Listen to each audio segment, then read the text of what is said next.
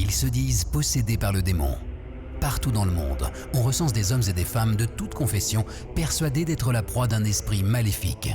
Pour ces personnes, leur seule chance de salut viendrait des prières et des rites donnés par des chamans, des prêtres vaudous ou des exorcistes. Aujourd'hui en France, on compte plus d'une centaine d'exorcistes, notamment catholiques, protestants ou orthodoxes. C'est le cas de Monseigneur François, évêque du patriarcat orthodoxe de Paris, qui depuis 6 ans reçoit des personnes convaincues d'être possédées. Je fais un entretien de discernement qui prend du temps, qui dure à peu près 1h30, où il faut vraiment écouter les gens, voir ce qui se passe, savoir d'où ça vient, depuis quand, etc., à quel endroit ça se passe, est-ce que c'est le jour, est-ce que c'est la nuit, on discute de toutes ces choses-là, on fait vraiment le tour, et à ce moment-là, je peux adapter un rituel, s'il y a besoin.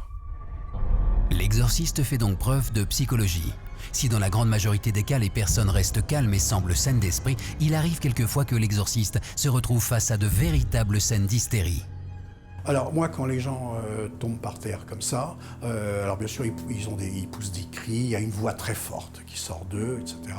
On se dit qu'il doit y avoir un gros démon dans la personne. Bon, c'est ce que l'on pense automatiquement, hein, c'est tout à fait humain.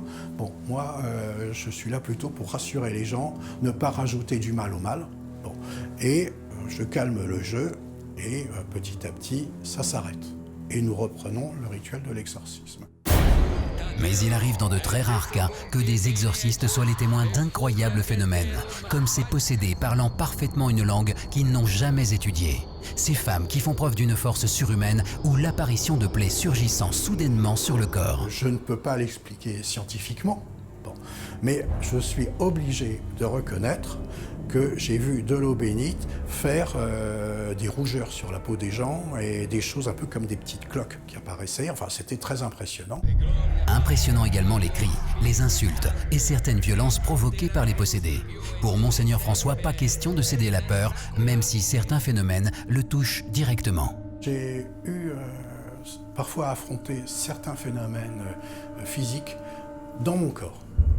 C'est-à-dire que j'ai eu des douleurs terribles dans les reins, dans le ventre, dans la colonne vertébrale, des migraines foudroyantes, enfin des tas de choses comme ça. Et aussi, j'ai ressenti une haine effroyable en face de moi, une colère, une rage, quelque chose de vraiment démoniaque. Démoniaque, mais extrêmement rare, ce qui laisserait tout de même une large place à la raison et pour les croyants, à l'espoir. De toute manière, le bien est supérieur au mal. Il n'y a aucun souci à se faire et le bien gagne toujours.